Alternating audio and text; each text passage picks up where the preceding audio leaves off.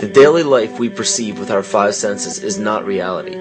Quantum physics has shown that space and time are illusions of perception. Therefore, our bodies cannot truly be a reality if they occupy this space.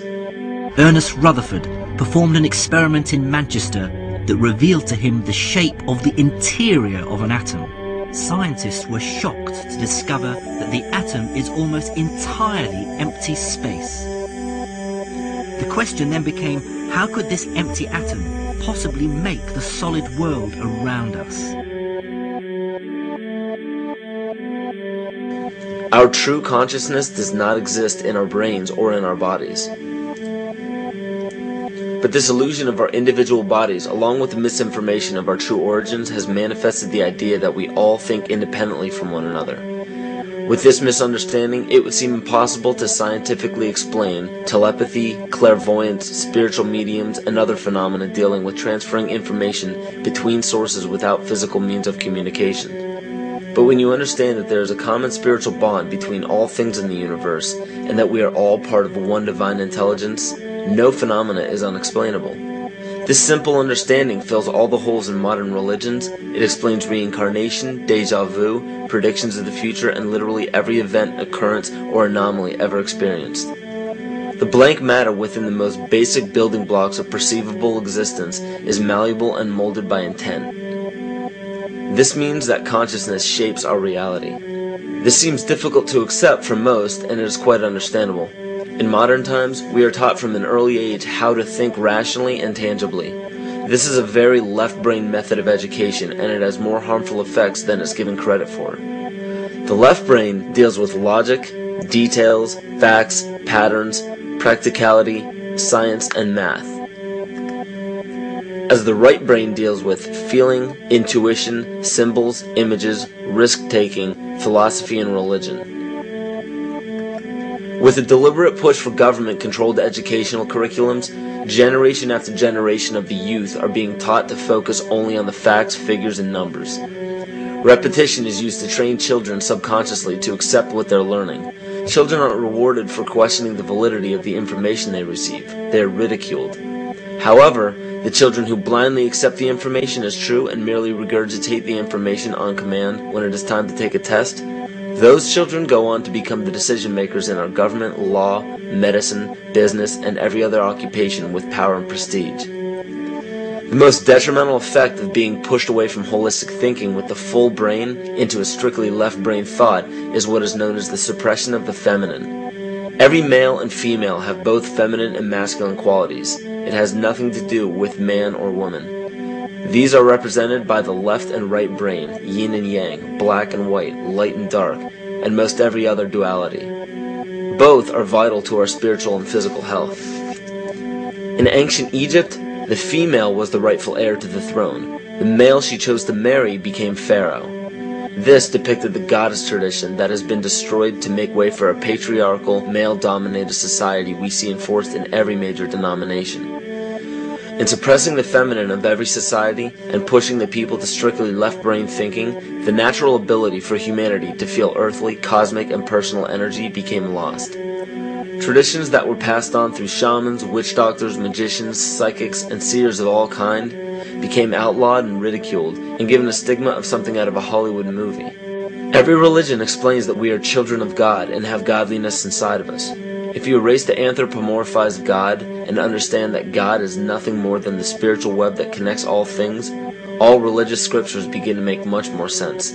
Our bodies are merely vessels to contain our spirit, to gather experience for the divine mind. This is how evolution is possible. It is scientifically proven that all species are evolving into more complex beings. Innate knowledge or racial memory within all species is the understanding of newborns of all kinds to automatically know specific details and traits that the mother does not have to teach them. Therefore, innate knowledge helps every species naturally evolve towards more complex organisms. Lyle Watson claims that it was a Japanese scientist who observed the 100th monkey effect in 1952. In this observation, he discovered that a certain portion or percentage of monkeys learned or developed a new trait. The knowledge became an innate ability in that species. This is further testimony to a collective consciousness among species.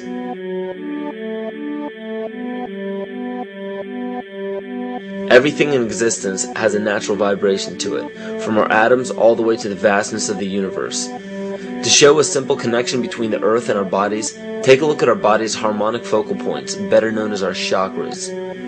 Just as there are harmonic focal points on the guitar string, there are locations within our body where our vibrations culminate. In Eastern philosophies, these 7 chakras are used to bring health and balance to the physical and spiritual body. Our Earth also has 7 chakra points at equally distant locations from one another. There is 1 chakra point on each continent. The root chakra is in Mount Shasta, California. The sexual chakra is in the Isle of Sun, Lake Titicaca in South America. The solar plexus chakra is in Uluru Kata Juta in Australia. The heart chakra is in Glastonbury or Shaftesbury, England.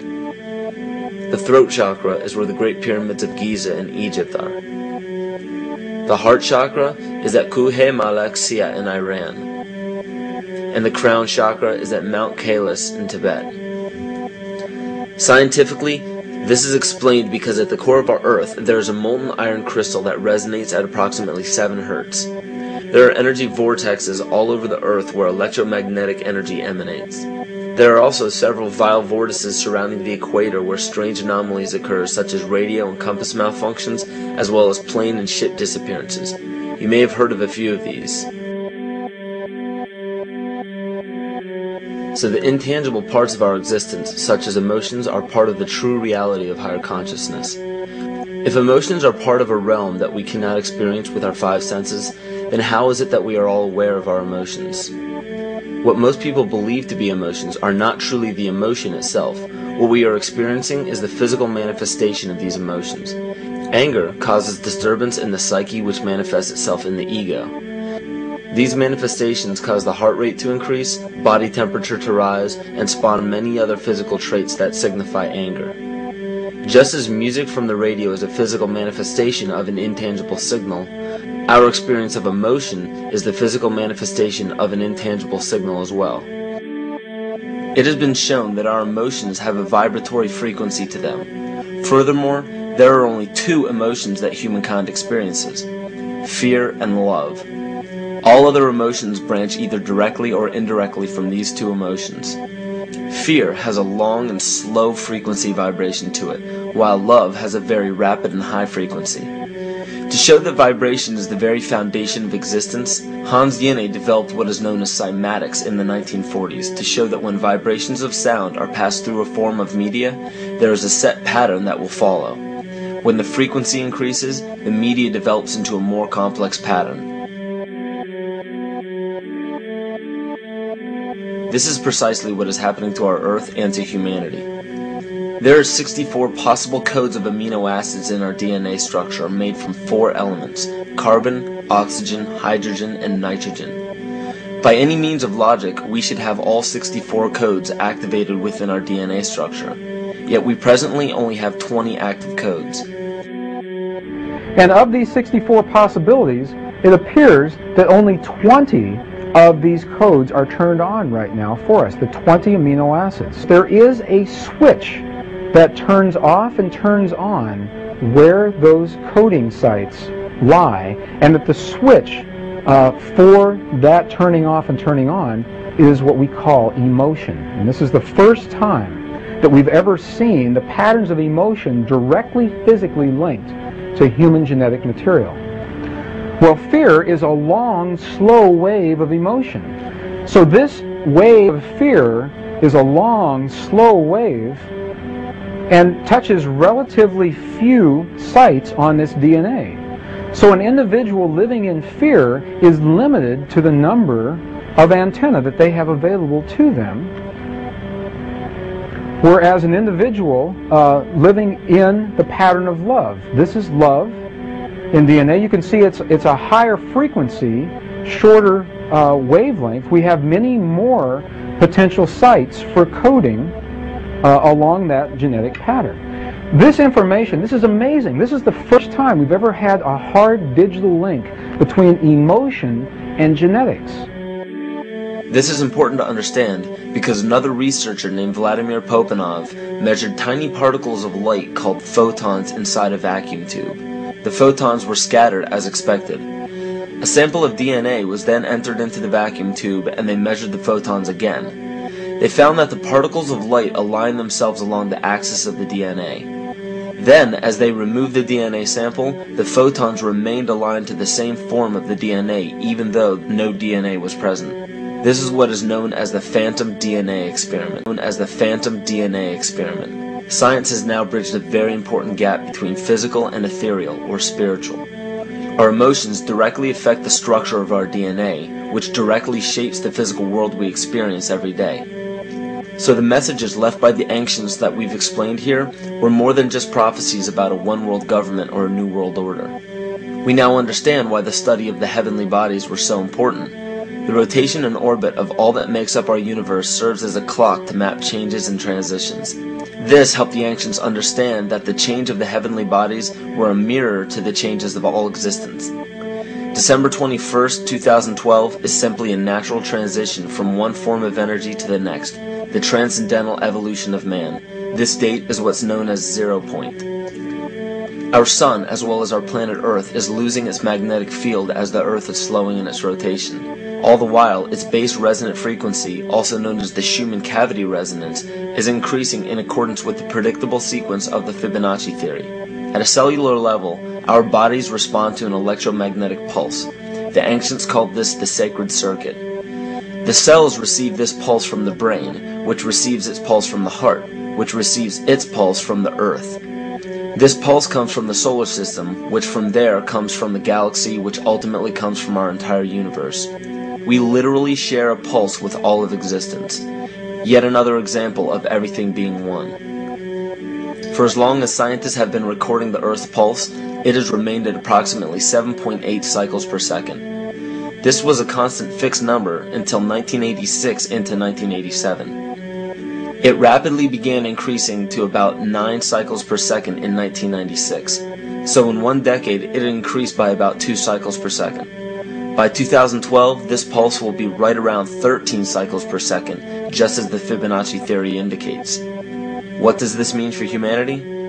Just as cymatics has shown that higher frequencies result in more complex patterns, we are now experiencing the beginning of a major shift in both physical and spiritual vibration. It's difficult to understand what exactly will happen to our physical bodies, but ancient scriptures, pagan and monotheistic religions, mystery schools, and secret fraternal orders have all given indications as to what this experience will be like.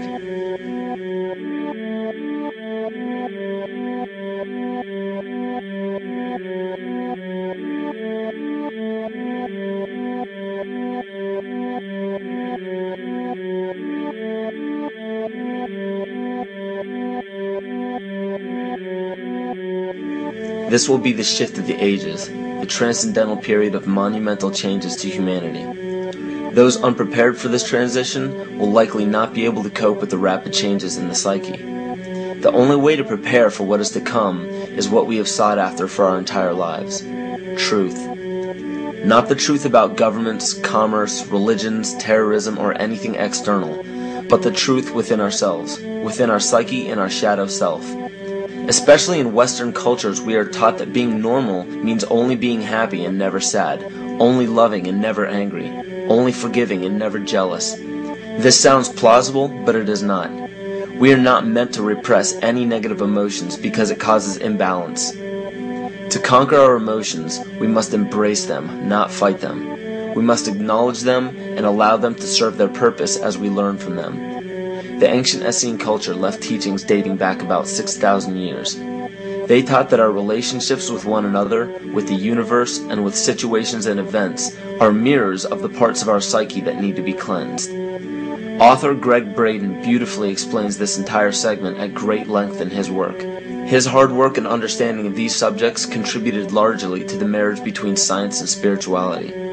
It is very important to understand that when you fear loss, fear death, fear war, fear terrorism, or fear change, you are giving others the ability to control you based on those fears. When you fight against poverty or against racism, when you fight for relationships or for freedom, you are outwardly attempting to repress that which has been placed before you to conquer inwardly. These situations are mirrors of our fears. This is why it is important to love and only love. Love those who stand with you, but especially those who stand against you. Don't look at your fears as a threat. Rather understand that this material world is only a physical manifestation of either the love or fear in your consciousness. It's as plain as day. All you need to conquer in your life is in your face. If you want to understand what your true inner fears are, analyze your ambitions and your inhibitions. Everything explained here about the esoteric agenda of the elite few at the very top is nothing to fear. They have been at work for thousands of years behind the scenes to manipulate humanity, and it has worked. Until now. It's very easy for any system of thought, religious or otherwise, that comes along. It's very easy to play on that, to play on our insecurities, to assure us all is well, we'll all be taken care of. We lap that up. So don't blame religion. Blame our own insecurities, which has allowed religion to flourish, and which has allowed so many systems of thought that are disempowering to flourish throughout human history. That's why we can't get out of it. Ron Sakeley, Department Chairman, Chemistry, University of California, Berkeley, showed that DNA acts as an antenna for cellular upregulation. The primary function they taught us about what DNA is about. It's a receiver and transmitter of photons, light and phonon sound. For what? Cellular upregulation, meaning that their water molecules, the pyramid power around the DNA spiral energizing strands, are taking in the spiritual energy of love vibrations and then sending it out for manifesting, precipitating in a quantum field, the physical matter of the body. These are hertz, frequencies, or cycles per second that the musicians can retune their instruments to play and experiment with.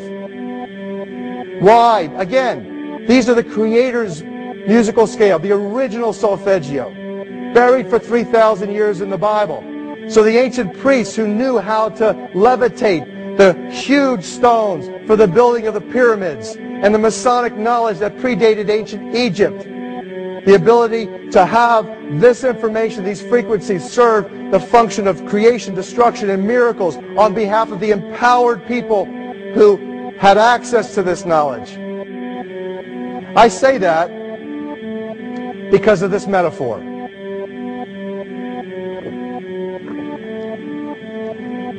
This is the difference between the power of our Creator and anything else, particularly evil.